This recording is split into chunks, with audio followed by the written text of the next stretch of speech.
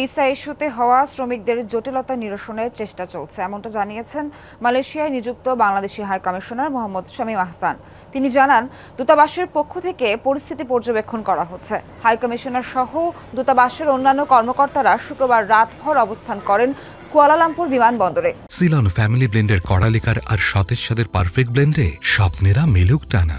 ৩১ মে বাংলাদেশ থেকে যারা মালয়েশিয়ায় পৌঁছেছেন ১২টার পর তারা ইমিগ্রেশন পার হয়েছেন, এমনটা নিশ্চিত করেন হাইকমিশনার শামীম আহসান। তিনি বলেন, ৫,২৭,০০০-এর বেশি ডিমান্ড লেটার সত্যায়ন করেছে হাইকমিশনার। এ পর্যন্ত ৪,৭২,০০০-এর বেশি কর্মী মালয়েশিয়ায় পৌঁছেছে।